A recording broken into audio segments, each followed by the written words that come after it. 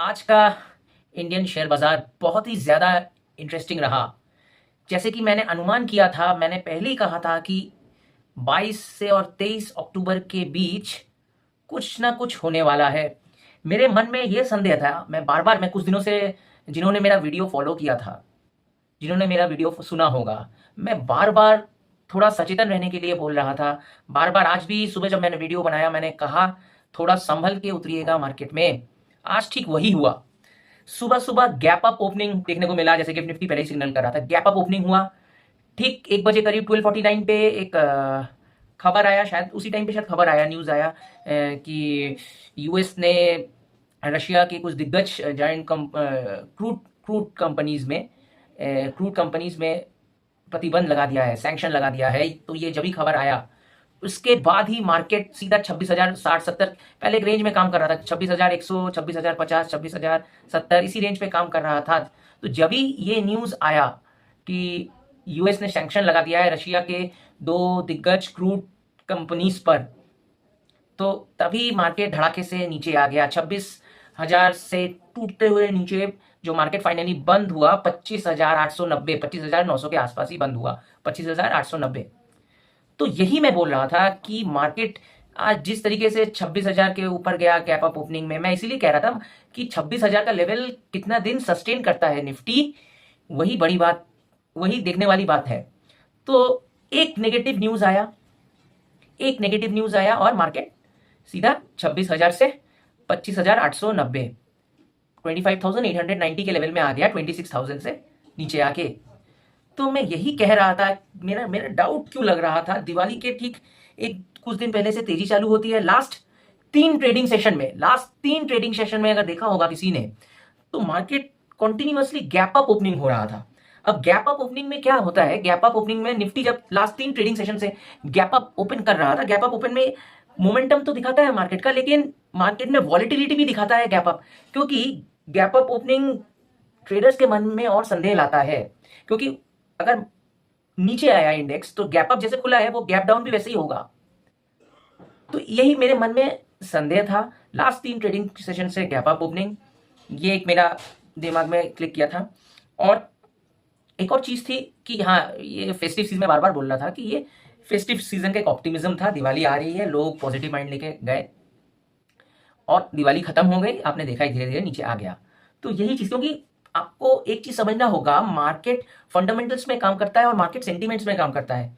तो global market इस समय जो ग्लोबल सिचुएशन चल रहा है, जियोपॉलिटिक्स सिचुएशन चल रहा है, तो ऐसा कोई पॉजिटिव न्यूज़ नहीं था कि मार्केट में कि निफ्टी इंडेक्स बोलिए कि सेंसेक्स बोलिए, इसमें इतनी जल्दी से तेजी ऊपर जाए, ऐसा कोई पॉजिटिव न्यूज़ नहीं था। बल्कि चाइना और यूएसए का ट्रेड वॉर चल रहा है, वर्ल्ड इकोनॉमी जैसे चल रहा है, कुछ ज़्यादा पॉजिटिव कुछ दिखते हुए नज़र नहीं आ रहा है। यूएसए के मार्केट जैसे दौड़ रहे थे, बहुत हाई वैल्यूएशन पे थे। तो ये सब कुछ मिला के मैं वही लास्ट कुछ दिनों से मैं यही बोल रहा था, कुछ ऐसा पॉजिटिव ट्रिगर नहीं था कि मार्केट इतना जल्दी इतना तेजी आ जाए निफ्टी इंडेक्स पे और सेंसेक्स इंडेक्स में। तो यही मेरा डाउट था और वही आज हुआ। मैं एक चीज़ बोल रहा था, 26,200 26,000 के पास, 26,000 के लेवल अगर 7-8 दिन सस्टेन करता है 26,000 के ऊपर, तभी कुछ सोचा जा सकता है। और जैसे आज हुआ कि 26,000 से एकदम 10 बजे जब मार्केट खुला और हार्डली 1 बजे तक की, 12:30 बजे तक 1 बजे करीब तक, जितना मेरे को याद है, था 26,000। फिर अचानक से सेकेंड हाफ में पुल बैक देखने को मिला और प्रॉफिट बुकिंग भी देखने को मिली। तो वीकेंड भी था, आज एक्सपायरी डेट था, जैसे मैं पहले ही बोल रहा था, तो इसीलिए पुल बैक देखते हुए नज़र आया। और कुछ न्यूज़ की अगर बात करूं तो सुबह मार्केट गैप अप खुला, कुछ पॉजिटिव कारण थे, जो कि खबर आए कि इन यूएसए इंडिया पर टैरिफ कम कर सकता है, 50% 25% जो एक्स्ट्रा एडिशनल टैरिफ लगाया है उसको तो कम कर देगा, उसके अलावा जो 25% टैरिफ था उससे कम करके वो भी कम कर सकता है, यानी कि 16 से 17% टैरिफ तक इंडिया पर टैरिफ लग सकता है, जो कि पहले बहुत ज़्यादा टैरिफ था, 50% 100% टैरिफ की बात चल रही थी।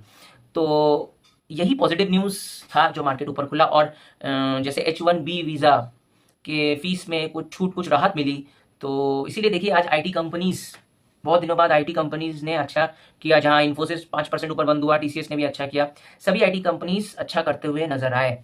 तो यही कुछ बात थी। और जैसे गोल्ड और सिल्वर में अभी बोल रहा हूँ, गोल्ड और सिल्वर में भी आपको डिप मिलेंगे, गोल्ड और सिल्वर में भी आपको डिप मिलेंगे। इस डिप का फायदा उठाएं आप, हर डिप में थोड़ा थोड़ा करके। गोल्ड तो बिल्कुल ले सकते हैं, और अगर आपको सिल्वर पर भी विश्वास है, अगर आप सिल्वर पर भी बुलिश हैं, तो आप ज़रूर सिल्वर भी ले सकते हैं। क्योंकि सिल्वर अब पहले जैसा नहीं रहा कि वो पहले जैसे था कि सिल्वर मतलब वही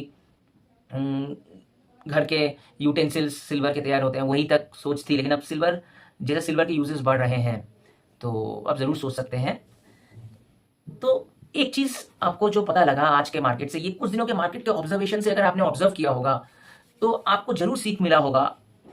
आपको इन्वेस्टर का माइंडसेट कैसे कैसे रहना चाहिए ये भी पता चला होगा। देखिए, इन्वेस्टर जैसे आप देखते हैं, एक चीता जब शिकार पर होता है, जब एक चीता शिकार के पीछे होता है, तो पहले वो छुप के उस अपने शिकार पर एकदम से झपटा नहीं मारता, वो छुप के धीरे धीरे बैठा रहता है, वेट करता है अपॉर्चुनिटी का, और जब भी उसको लगता है कि एकदम उसका टाइम आ गया है उस अपने शिकार को झपटने का, वो चुपचाप अचानक से जाके उस पर झपट्टा मारता है।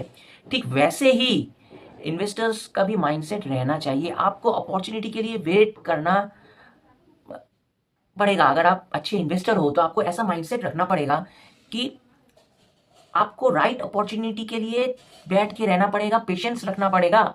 आप अगर फोमो में भागोगे तो आप फंसोगे। क्योंकि इन्वेस्टिंग क्या है, इन्वेस्टिंग आप जब करते हो, जो इन्वेस्टर्स होते हैं, लॉन्ग टर्म इन्वेस्टर की मैं बात कर रहा हूं, आप 1-2 महीने के लिए नहीं कर रहे हो, आप लंबे समय के लिए कर रहे हो। तो लंबे समय के लिए करने के लिए आपको सटीक, जैसे अच्छी कंपनियों में तो घुसना पड़ता है, लेकिन आपका सही प्राइस में, कम से कम भाव में। आप जब सब्जी लेने जाते हो, आप क्या करते हो, आप जैसे कोई सब्जी लेते हो, तो जब दाम ज्यादा होता है तो आप कुछ दिन वो नहीं लेते हो। जब किसी सब्जी का दाम कम होता है, जैसे मैं आलू का एग्जांपल ले लिया हूं, आलू का दाम जब कम होता है, आप क्या करते हो, आप कम दाम में आप खरीद के रख देते हो, बोरी पर बोरी आलू की बोरियां खरीद के रख दिया। और जब दाम बढ़ा, फिर 1-2-3 साल बाद या 1 साल बाद जब दाम बढ़ा, तब आप बेचते हो। तो आप कम से कम दाम पे खरीदते हो और ज्यादा से ज्यादा दाम पे बेचते हो। यही सिंपल फंडा है। तो प्राइस एक्विजिशन, आप किस प्राइस में एंट्री लेते हो वो मैटर करता है। क्योंकि फ्यूचर में जो आपको प्रॉफिट मिलेगा, आप किस प्राइस में एंट्री लेते हो। प्राइस एक्विजिशन बहुत ही इंपॉर्टेंट चीज है फॉर लॉन्ग टर्म इन्वेस्टर। तो इसीलिए मैं बार बार बोलता हूं, आप कहीं फोमो में मत फंसिए, आप वेट करिए। कोई स्टॉक अगर आपको लेना है, तो अगर वो भाग गया उधर, तो आपको लगने लगा मैं तो मिस कर गया, आप उसी चलते हुए स्टॉक पे आप घुस जाते हो। आपको जिस लेवल पे लेना है, आपको वेट करना, आप पेशेंस रखिए, सही दाम पे एंट्री लीजिए। आप लोग भाग रहे हैं तो आप उनके पीछे भागते हुए उसमें घुस गए, ये माइंडसेट रखेंगे तो आप नहीं कभी बड़ा प्रॉफिट कमा पाएंगे। देखिए, मार्केट में एज एन इन्वेस्टर अगर आप काम कर रहे हैं, एज एन ट्रेडर भी अगर काम कर रहे हैं, साइकोलॉजी सबसे इंपॉर्टेंट चीज है। साइकोलॉजी सीखनी पड़ेगी आपको। मार्केट की क्या साइकोलॉजी है उसको समझिए आप। मार्केट की साइकोलॉजी बहुत सिंपल है। जब सब लोग किसी चीज के पीछे भाग रहे हैं, तब आप समझिए इसमें कोई, आप डरिए उस टाइम पे, जब सब लोग भाग रहे हैं, जब सब लोग डर रहे हैं कि भाई अब मेरे को वो नहीं लेना, वो क्रैश आएगा, ये आएगा, वो आएगा, जब सब लोग डर रहे हैं, तब आप लीजिए। यही चीज था। देखिए, जनवरी फरवरी मार्च 2025, जब 2025 में सब लोग डर रहे थे क्या होगा, 23,000 चला गया, निफ्टी 23,000 चला गया, स्टॉक सब टूट गए थे, आधे के आधे दाम पे आ गए थे। अब देखिएगा, अगर सारे स्टॉक्स देखिएगा किस लेवल पे नीचे चले गए थे, उस टाइम पे जिन्होंने साहस करके वो अच्छे क्वालिटी स्टॉक्स उठाए होंगे, आज के दिन मैं बैठ के बोल रहा हूं, आज ये कौन सा महीना, ये अक्टूबर, 5-6 महीने में वो स्टॉक्स जिन्होंने नीचे गिर गए थे वो उठाए होंगे, तो वो आज कहीं देखिएगा उन कंपनियों के शेयर डबल हो गए हैं।